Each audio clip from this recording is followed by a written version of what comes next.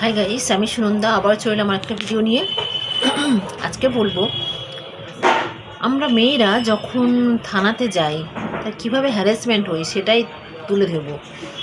আমার ক্লায়েন্ট গেছে, যদিও আগে আমার ক্লায়েন্ট ছিল না, মানে ওখানে হ্যারাসমেন্ট হওয়ার পরে তারপর আমার সঙ্গে যোগাযোগ করেছে।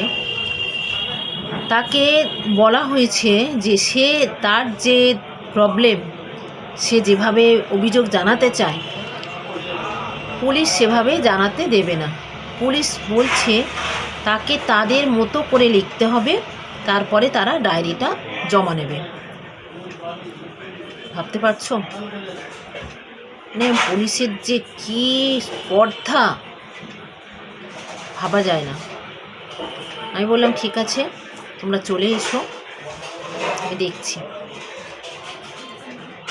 প্রত্যেকটা সব ঠিক করে দিলাম, অনেক এসপিকে জানালাম, ডিএসপিকে জানালাম, ভবনে যিনি আছেন এসপি তাকে জানালাম, আপনার হিউম্যান রাইটস ওম্যান যে হিউম্যান রাইটস তাকে জানালাম, ডিএমকে জানালাম।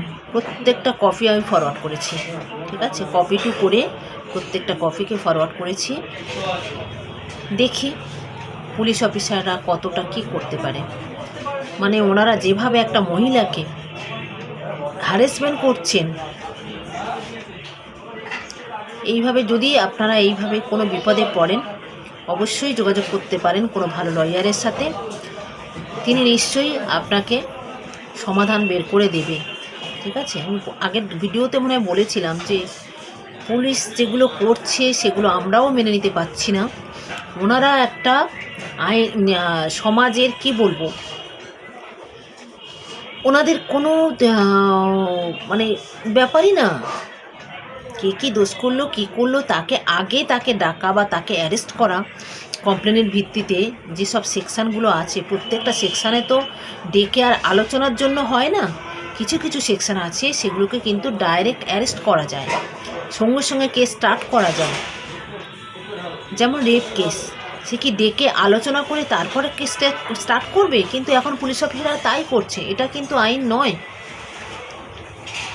একটা রেপ কেসের ক্ষেত্রে সঙ্গে সঙ্গে স্টার্ট করবে কেসটা, তারপরে ইনভেস্টিগেশন হবে, ঠিক আছে। কিন্তু এখন যা করছে, প্রতিটা মহিলা থানাতে গিয়ে এমনভাবে হ্যারাসমেন্ট হচ্ছে, প্রত্যেকে একটু গর্জে ওঠা উচিত।